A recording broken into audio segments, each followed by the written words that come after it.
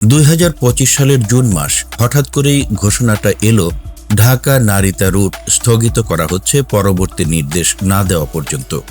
এই ঘোষণা যেন বাজ পড়ে জাপান প্রবাসী বাংলাদেশিদের উপর।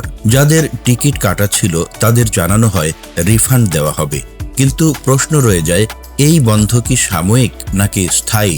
একটা রুট বন্ধ হওয়া মানেই শুধু একটি ফ্লাইট কমে যাওয়া নয়, এর মানে হলো সময় হারানো, অসুবিধায় পড়া এবং সবচেয়ে বড় কথা, এক ধরনের অনিশ্চয়তা তৈরি হওয়া।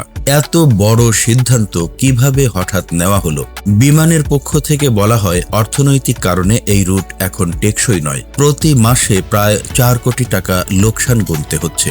এক বছরে সেই পরিমাণ দাঁড়িয়েছে প্রায় 84 কোটি টাকা। বলা হয় যাত্রী কম, খালি সিট বেশি। কিছু কিছু ফ্লাইটে সিট ফাঁকা থাকার হার ছিল 50% পর্যন্ত। এমন অবস্থায় ফ্লাইট চালিয়ে যাওয়া আর্থিকভাবে দায় হয়ে দাঁড়ায়। কিন্তু প্রশ্ন উঠছে, এই রুট তো মাত্র 9 মাস হলো চালু হয়েছে। এত তাড়াতাড়ি লোকসান হিসাব করে বন্ধ করে দেওয়া কি যৌক্তিক?